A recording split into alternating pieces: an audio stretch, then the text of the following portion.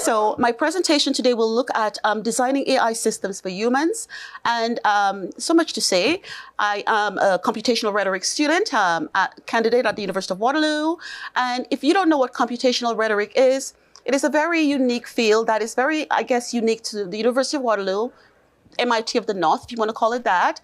And it is really at the confluence of mathematics, computer science, and the humanities. And so I'm the current recipient of the DeMarco Computational Rhetoric Award.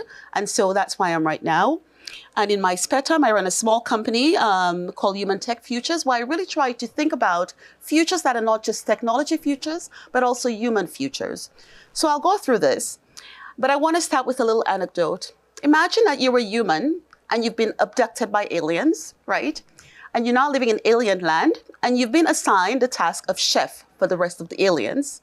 And they've assigned you a small plot of land, and in that plot of land, a plant's growing. There's a garden, much like an earth kitchen garden.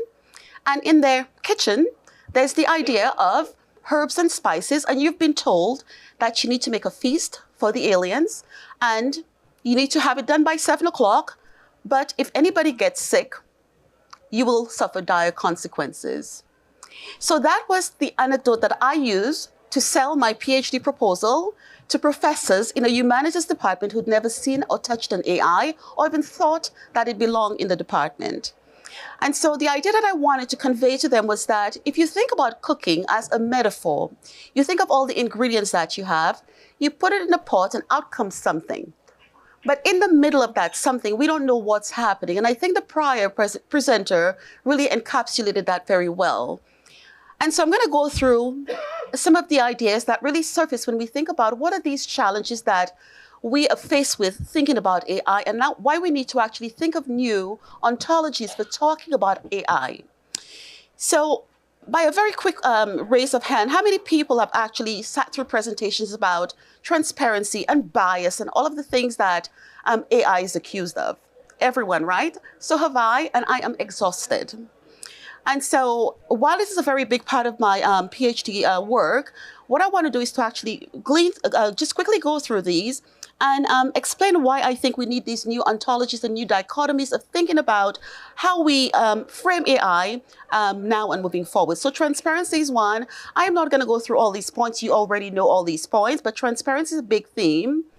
The other theme, of course, is privacy and data governance, right? And again, data protection, ethical use, compliance, assurance, these are all sub-themes within the bigger bucket of privacy and data governance. The other one that we have is accountability. Again, clear responsibility, trust enhancements, and ethical standards all fall within that space of accountability of AI. And of course, fairness and equity. This is something that really rings true to me as an Antillean Creolized woman when I go to AI and I am not there. Right? And so I want to bring that to practice, and I'll talk about some of the projects that I'm working on and how we actually think of the Caribbean as a perfect test case, a perfect laboratory to test AI. And lastly, human oversight and control. So here's my spiel of stuff you've all seen before: bias, transparency, blah, blah, blah.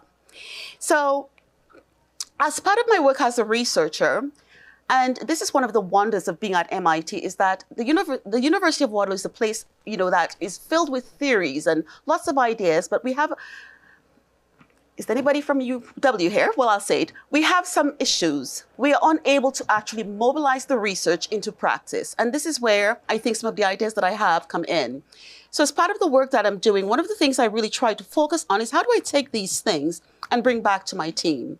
As I have mentioned before, I am a designer. I've led many design teams at BlackBerry, Autodesk, Siemens, and all of these companies. And my designers, what they want to know is that what do I need to do in the UI to get my work done? And so what I've done is actually presented at a couple of conferences where I start to try to have the conversation towards these heuristics, an extension of the Nielsen heuristics that actually are more germane to the space of AI. I have another paper coming out in the Rhetoric Society Quarterly next month that actually situates the whole concept of women's healthcare data and what AI is doing in that space. And then lastly, I have some more work coming out in the space of just rather wide-ranging design heuristics for designing for humans. So I'll get to my point. Why do we need new ontologies of thought? All of these challenges that I've mentioned They are solvable. But the problem is that we have come to the realization that everything we do in tech right now, the ideologies that we follow is that it's deterministic, as well as we have this idea that tech will solve everything. So what I would like to suggest is when we design, we do not design solely with one pathway in mind, that we design with multiple futures. We design with multiple options. And I'll give you one example. So the three dichotomies that I have cited as areas that I think we need to expand are: one, centralization and decentralization.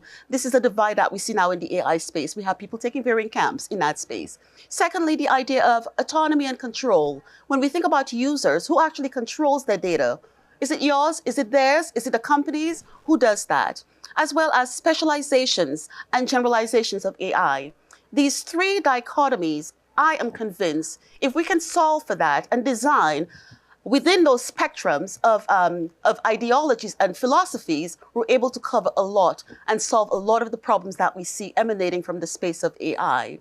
There's much more I could say. I did promise to stay under 7 minutes, although I feel cheated. But nonetheless, I think by extension, this is something that we're thinking about. How do we proceduralize that as we think of using the Caribbean and CARICOM nations, which is very rich linguistically as a test space for the things that we would like to do around AI.